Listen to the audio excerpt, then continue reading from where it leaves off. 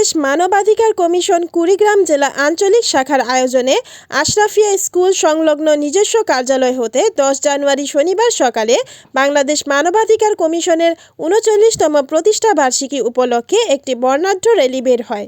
বাংলাদেশ মানবাধিকার কমিশন জেলা আঞ্চলিক শাখার সভাপতি মিনহাজুল ইসলাম মিলনের সভাপতিত্বে র্যালি শেষে নিজস্ব কার্যালয় চত্বরে দোয়া মাহফিল ও কেক কেটে আলোচনা সভা অনুষ্ঠিত হয়।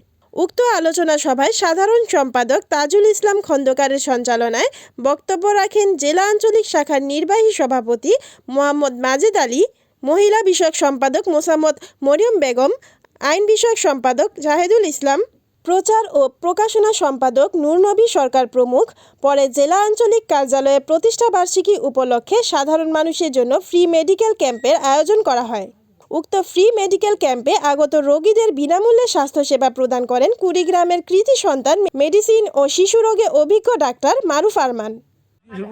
আপনাদের শরীরে যত্ন আপনারা নেবেন এবং ওই ঔষধগুলো আপনারা খাবেন, ইনশাআল্লাহ আপনারা ভালো থাকা মানে কি আমাদের ভালো থাকা।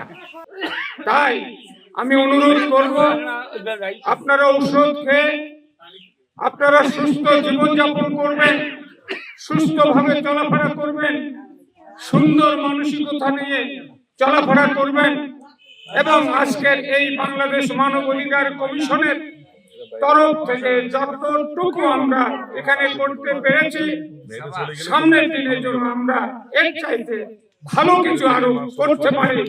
সারা বাংলাদেশে বিভিন্ন জেলায় উদযাপিত হচ্ছে। সেই আলোকে আমরা কুড়িগ্রাম জেলা পিছিয়ে নেই।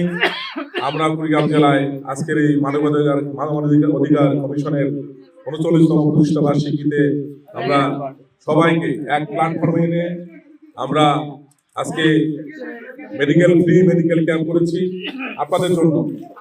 আমরা ভাববেন না যে সরকারিভাবে কোনো অনুদান আসছে কিনা, এটা কোনো অনুদানের জায়গা না। এটা আমরা ব্যক্তিগতভাবে আমাদের তরফ থেকে আমাদের এই এলাকার দুস্থ মানুষের জন্য আমরা এটি ব্যবস্থা করেছি। Report Rafiqul Islam, NNTV, Kurigram.